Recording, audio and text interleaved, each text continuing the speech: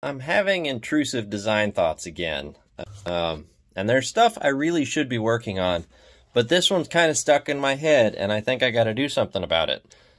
So I've been thinking a while about making a really long-handled splitting tool, and I got these two pieces of material here, and I think I'm going to put like a 45-degree spike on this one, and kind of a nice big wedgy blade on this one, weld them together, and put them on like a 4-foot handle, and see what it does.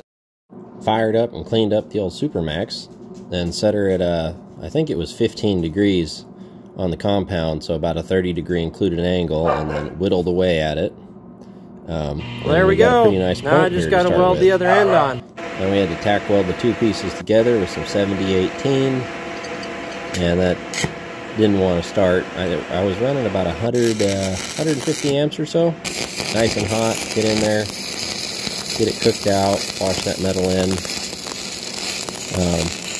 Need to practice my welding a little bit, but I got an okay bead in there, or a lot of a bead, which is what I needed, just a lot. Now I'm going to go ahead and cut sometimes the bevel with quality the can be here taken over by quantity. and here. And of course it was hot.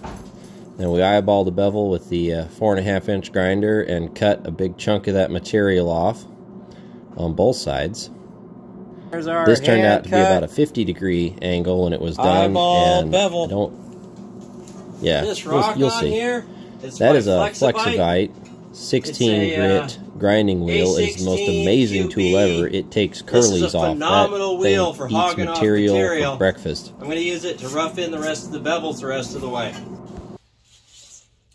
Meet Woodbreaker, battler of wood.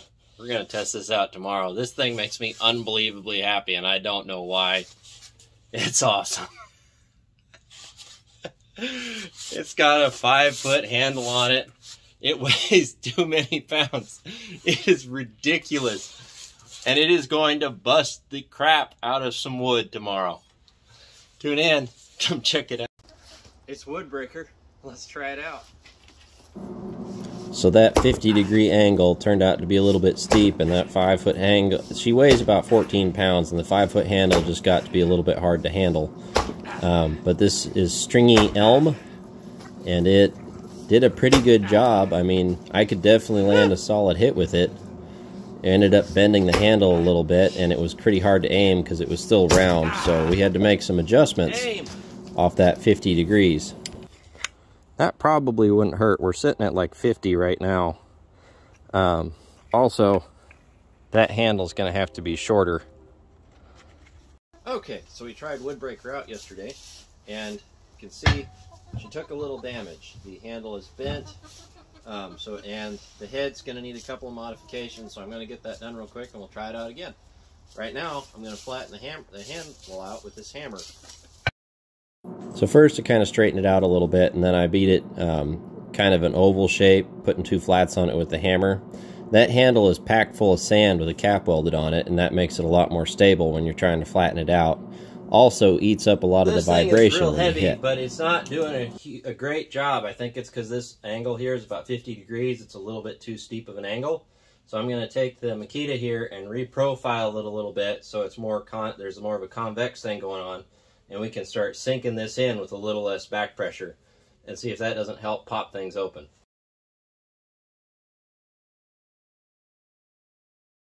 Okay, so that's our first kind of convex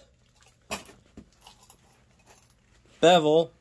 You can see how it changes that profile pretty good.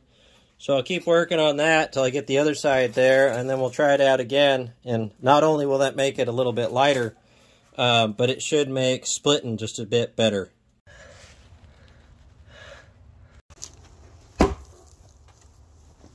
Woodbreaker round 2. Let's test it.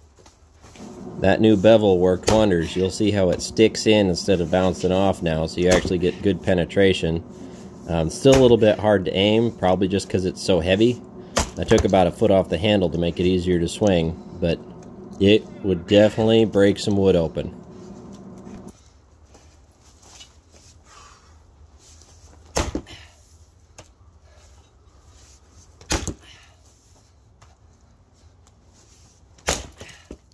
If you're not familiar with elm, it's a kind of town wood I get. We have a lot of Chinese elm around here, and people cut them down and you can get it for free, but it is kind of stringy, knotty nonsense, and these are chunks that I've saved that wouldn't go on the splitter or were too hard to get done, and I split all the straight stuff first.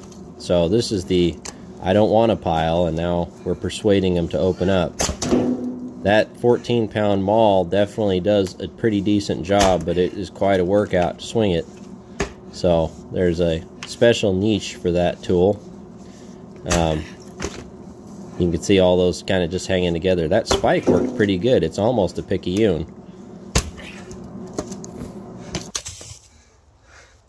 Woodbreaker. It works.